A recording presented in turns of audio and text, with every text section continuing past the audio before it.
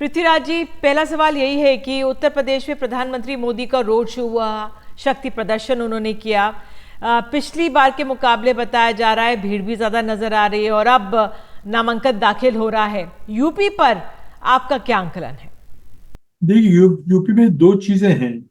एक, पश्चिम उत्तर प्रदेश में किसानों को जो आंदोलन हुआ था उसका अभी भी प्रभाव मैं देख रहा हूँ, वहां पे है, कायम है।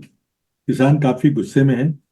और दूसरा, जो मायावती जी के साथ जो उनके मतदाता हैं, उन्होंने अगर संविधान बचाने के लिए वोटिंग किया तो मैं समझता हूँ कि भाजपा का नंबर अभी जो है उससे कम होगा।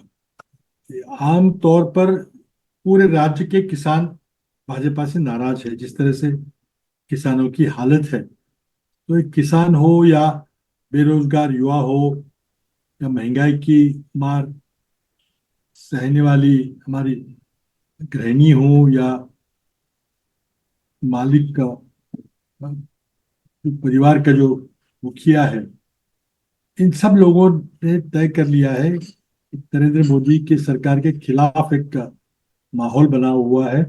और साथ ही में जो संविधान बचाने की बात चली है वो भी लोगों तक गहरे रूप से पहुंची है।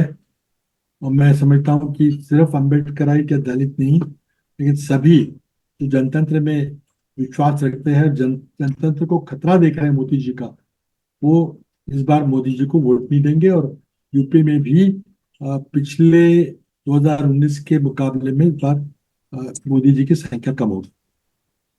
महाराष्ट्र में दो अहम दल एनसीपी शिवसेना टूट गई है, उसका क्या आपको लग रहा है मतदाताओं के जहन पे असर होगा? देखिए, पहली बार तीन पार्टियां एक तरफ और तीन पार्टियां दूसरी तरफ, छह एक प्रमुख दल, मतलब पार्टियां टूटने के बाद जो भी नए दल उभर कर आए हैं, तो छह पार्टियां, तीन तीन पार्टियां आमने सामने हैं।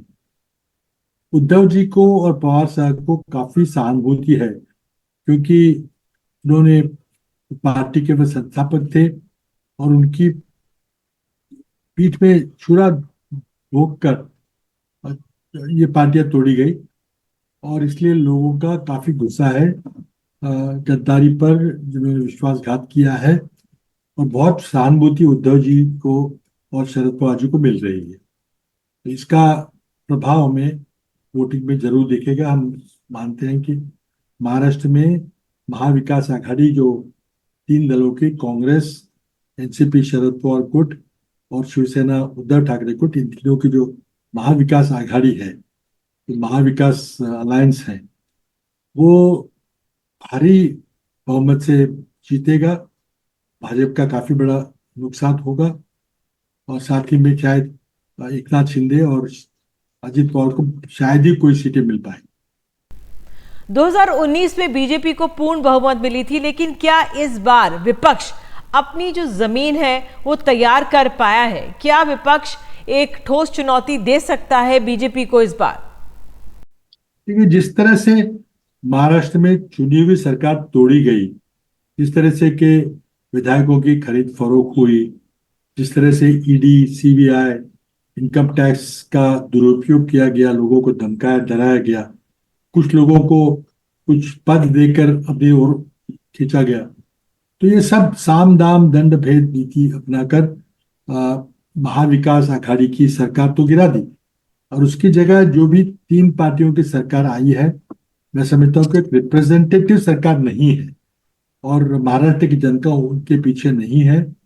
और विशेषकर एकनाथ शिंदे और अजित पवार के प्रति बहुत गुस्सा है जनता में, क्योंकि उन्होंने पेरेंट पार्टी तोड़कर सत्ता के लिए पार्टी छोड़ी है और भाजपा के साथ गए हैं। तो मैं समझता हूँ कि उसका हमें परिणाम जो है उसका चुनाव में वोटों में दिखेगा।